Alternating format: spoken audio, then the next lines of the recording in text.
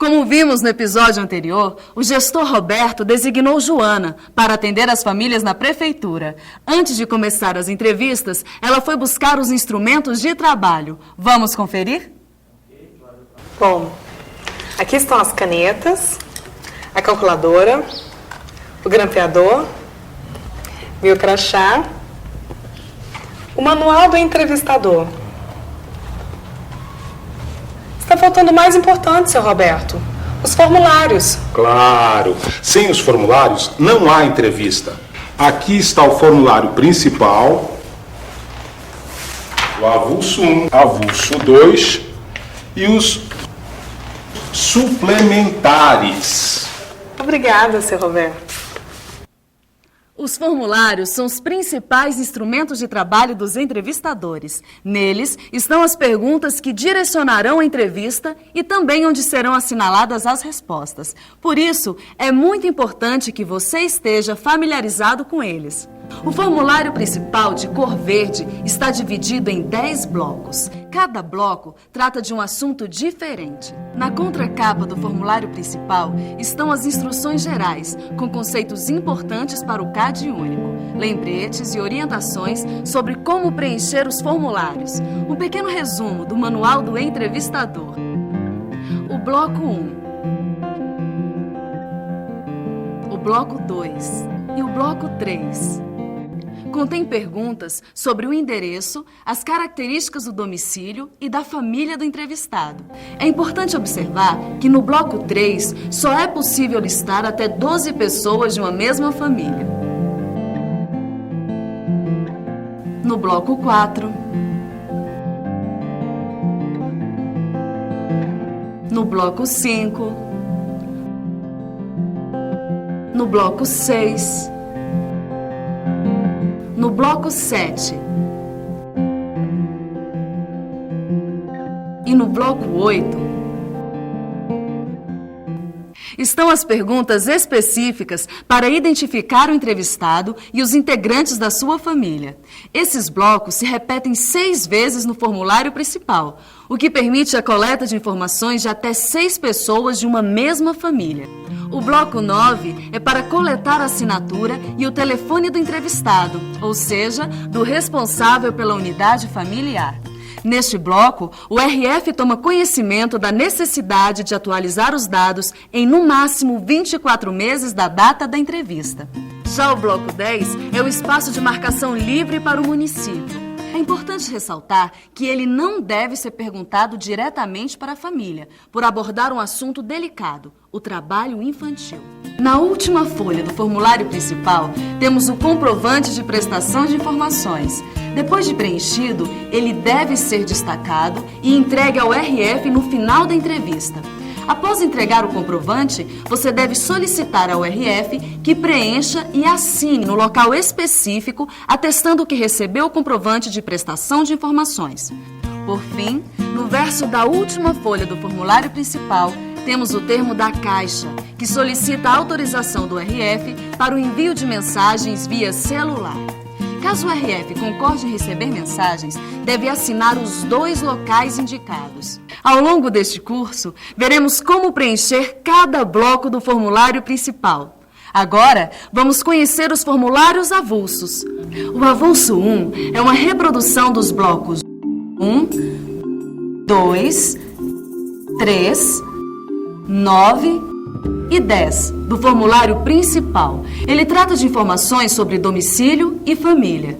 O avulso 1 deve ser utilizado quando a família cadastrada possuir mais de 12 componentes. Como o formulário principal só possibilita listar até 12 pessoas, você deve usar o avulso 1 para listar os demais. Assim, nenhum componente da família fica de fora. E também para atualizar dados do domicílio e informações sobre uma família já cadastrada. Já o avulso 2 é uma reprodução dos blocos 1, 4, 5, 6, 7, 8 e 9 do formulário principal. Ele trata de informações sobre identificação da pessoa. O avulso 2 deve ser utilizado quando a família cadastrada possuir mais de 6 componentes. Quando o entrevistador cometer um erro incorrigível durante o preenchimento dos dados do 6º integrante da família. Por exemplo, o entrevistador, por engano, repetiu os dados do 5º integrante da família nos blocos destinados ao 6º. Como no formulário principal só há espaço para cadastrar 6 integrantes de uma mesma família, ele deverá anular os blocos errados e coletar os dados daquela pessoa usando um avulso 2. E também para atualizar os dados dos componentes de uma família já cadastrada. Temos ainda os formulários suplementares. O formulário suplementar 1 busca saber se a família ou um de seus componentes recebe algum benefício de programas ou serviços sociais do governo federal.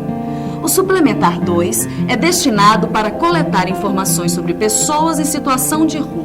Este formulário deve ser preenchido só para essas pessoas e seguindo as orientações da área de assistência social do município. Caso os formulários avulsos ou suplementares sejam utilizados, eles deverão ser anexados ao formulário principal. Agora que todos os formulários foram apresentados, vamos aprender como preenchê-los? Primeiro, deve-se usar caneta esferográfica preta ou azul. Lembre-se, antes de preencher qualquer quesito, compare as respostas do entrevistado com as opções do formulário para ver se estão de acordo. Os quesitos achurados não devem ser preenchidos. Alguns deles têm indicação de salto, ou seja, dependendo da resposta do entrevistado, você deverá seguir a sequência indicada no próprio quesito. Quando o quesito não tiver salto, você deve continuar a entrevista normalmente. Algumas perguntas pedem a marcação da resposta com um X. Assinale então com um X a quadrícula que corresponde à resposta do entrevistado. Algumas perguntas pedem respostas em números. Preencha conforme o modelo de algarismos no topo das páginas pares, começando sempre da esquerda para a direita, deixando em branco as quadrículas que sobrarem. Atenção! Para os registros de valores em reais, os números devem ser postos próximos à vírgula. Nos registros alfabéticos, siga o modelo no topo das páginas ímpares, começando sempre da esquerda para a direita, deixando em branco as quadrículas que sobrarem. Registre cada letra em uma única quadrícula, deixando sempre uma quadrícula em branco entre duas palavras. Caso a palavra não termine na mesma linha, a separação das sílabas pode não seguir a orientação das regras da língua portuguesa. Se o nome do entrevistado tiver acento, deve-se preencher sem o acento.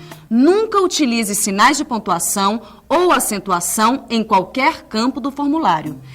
Especificamente no quesito 1.14, as referências numéricas não devem ser escritas por extenso, mesmo os algarismos romanos. Nos demais quesitos, com registros alfabéticos, caso haja referências numéricas, o número deve ser escrito conforme documento apresentado pela pessoa. Evite fazer abreviações, mas caso seja necessário, mantenha a primeira e a última palavra, abreviando somente as intermediárias. Se cometer algum erro, nada de pânico. É só fazer 2 traços paralelos sobre a quadrícula se o erro estiver em uma letra ou mais e escrever a letra correta acima da anulada. O mesmo serve para números ou marcações com X. Se quiserem validar uma palavra inteira, 2 riscos horizontais e paralelos. Caso o erro de preenchimento ou outra situação inviabilize o registro nos blocos 1, 2 e 3, anule com 2 traços paralelos todos os blocos e registre as informações em outro formulário principal. O formulário anulado deve ser entregue ao gestor municipal. Caso o erro ocorra nos blocos 4 a 8, anule com 2 traços paralelos e continue a entrevista no espaço do formulário reservado à pessoa seguinte. Se a sequência dos blocos anulados for a última, utilize o formulário avulso 2, como vimos no início do vídeo. Nesses casos, transcreva cuidadosamente todos os dados já coletados na presença do entrevistado. Pronto! Depois de todos os formulários preenchidos, é só fazer um traço na diagonal dos blocos que ficarem em branco, tanto no formulário principal quanto nos avulsos. Isso garante que não vai haver preenchimento de quesitos após a assinatura do RF. Mas cuidado para não anular os quesitos 1.01, 1.02, 1.03, 1.04, 1.05 e 1.06, porque só serão preenchidos depois da entrevista. Falaremos mais a respeito no próximo vídeo. Agora vamos revisar o que vimos hoje? Conhecemos todos os formulários do CadÚnico e quando devemos utilizá-los.